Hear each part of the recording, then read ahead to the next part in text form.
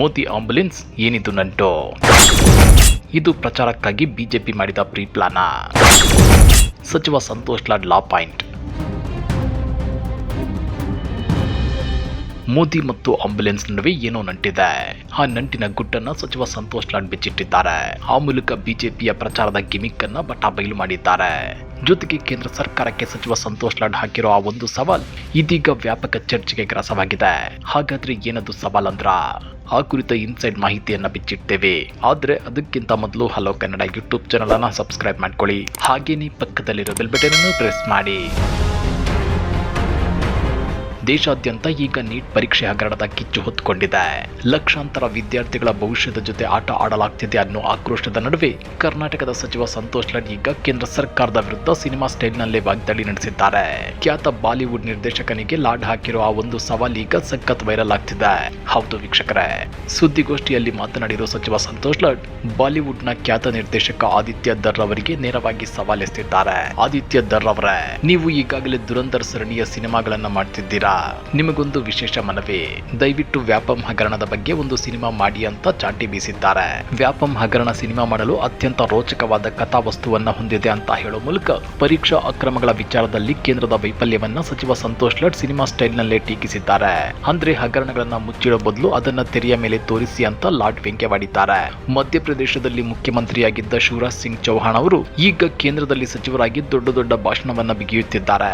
ವ್ಯಾಪಂ ಕೇಸ್ನಲ್ಲಿ ಸಿಬಿಐ ಅಧಿಕೃತ ವರದಿ ಪ್ರಕಾರ 27 ಜನ ಸಾವನ್ನಪ್ಪಿದ್ದಾರೆ. ನನಗಿರೋ ಮಾಹಿತಿ ಪ್ರಕಾರ 44 ಜನ ಸಾವನ್ನಪ್ಪಿದ್ದಾರೆ. ಈ ಕೇಸಿನ A1 ಮತ್ತು A2 ಆರೋಪಿ ಯಾರು ಬದುಕುಳಿದಿಲ್ಲ. ನಾವಿವತ್ತು ಕೇರಳ ಫೈಲ್ಸ್, ಕಾಶ್ಮೀರಿ ಫೈಲ್ಸ್ ಬಗ್ಗೆ ಮಾತನಾಡುತ್ತೇವೆ. ವ್ಯಾಪಂ ಬಗ್ಗೆ ಮಾತನಾಡುವವರು ಯಾರು? ಆದಿತ್ಯ ದರ್ ಅವರು ಈ ಹಗರಣದ ಬಗ್ಗೆ ಯಾಕೆ ಸಿನಿಮಾ ಮಾಡಬಾರ್ದು ಅಂತೇಳಿ ಸಚಿವ ಸಂತೋಷ್ ಲಾಡ್ ಪ್ರಶ್ನೆ ಮಾಡಿದ್ದಾರೆ. ಇನ್ನ ಇಷ್ಟಕ್ಕೆ ನಿಲ್ಲದ ಸಚಿವ ಸಂತೋಷ್ ಲಾಡ್ ಪ್ರಧಾನಿ ಮೋದಿಯವರ ರೋಡ್ ಶೋಗಳ ಬಗ್ಗೆಯೂ ಭರ್ಜರಿ ಲೇವಡಿ ಮಾಡಿದ್ದಾರೆ. ಸಾಮಾನ್ಯವಾಗಿ ಮೋದಿ ರೋಡ್ ಶೋ ಅಂದ್ರೆ ಅಲ್ಲಿ ಒಂದು ಆಂಬ್ಯುಲೆನ್ಸ್ ಬರೋದು, ಅದಕ್ಕೆ ಮೋದಿ ದಾರಿ ಮಾಡಿ ಕೊಡೋದು ಕಾಮನ್ ಆಗಿದೆ. ಇದನ್ನೇ ಅಸ್ತ್ರವನ್ನಾಗಿಸಿಕೊಂಡ ಸಚಿವ ಸಂತೋಷ್ ಲಾಡ್ ಮೋದಿ ಸಾಹೇಬ್ರು ಎಲ್ಲಿ ರೋಡ್ ಶೋ ಮಾಡಿದ್ರು ಅಲ್ಲಿ ಆಂಬ್ಯುಲೆನ್ಸ್ ಬರುತ್ತೆ, ಅದು ಅವರಿಗೆ ಹೇಗೆ ತಿಳಿಯುತ್ತೋ ಗೊತ್ತಿಲ್ಲ ಅಂತೇಳಿ ವ್ಯಂಗ್ಯವಾಡಿದ್ದಾರೆ. ಪ್ರಧಾನಮಂತ್ರಿ ನರೇಂದ್ರ ಮೋದಿ ಅವರ ಯಾವುದೇ ಕಾರ್ಯಕ್ರಮವಿರಲಿ ಅದು ಪೂರ್ವ ನಿಯೋಜಿತವಾಗಿರುತ್ತದೆ. ಎಲ್ಲ PR ಸ್ಟಂಟ್ಗಾಗಿ ಅವರು ಯಾವುದೇ ರೋಡ್ ಶೋ ಮಾಡಲಿ ಮಾರ್ಗ ಮಧ್ಯೆ ಆಂಬ್ಯುಲೆನ್ಸ್ ಬರುತ್ತದೆ, ಅದಕ್ಕೆ ಮೋದಿ ಅವರು ದಾರಿ ಮಾಡಿಕೊಡುತ್ತಾರೆ. ಮರುದಿನ ಅದು ನ್ಯೂಸ್ ಪೇಪರ್ ನಲ್ಲಿ ದೊಡ್ಡ ಸುದ್ದಿಯಾಗುತ್ತೆ. ಅಲ್ಲಿಗೆ ರೋಡ್ ಶೋ ಮಾಡಿದ ಹಾಗೂ ಆಯ್ತು, ಪ್ರಚಾರ ಸಿಕ್ಕಿದ ಹಾಗೂ ಆಯ್ತು ಅಂತೇಳಿ ಸಚಿವ ಸಂತೋಷ್ ಲಾಡ್ ಲೇವಡಿ ಮಾಡಿದ್ದಾರೆ. ಅದೇನೇ ಇದ್ರೂ ನೀಟ್ ಹಗರಣದ ಬೆನ್ನಲ್ಲೇ ಹಳೆಯ ವ್ಯಾಪಂ ಹಗರಣವನ್ನ ಕೆದಕಿರೋ ಸಚಿವ ಸಂತೋಷ್ ಲಾಡ್ ಕೇಂದ್ರ ಸರ್ಕಾರದ ವಿರುದ್ಧ ವಾಗ್ದಾಳಿ ನಡೆಸಿದ್ದಾರೆ.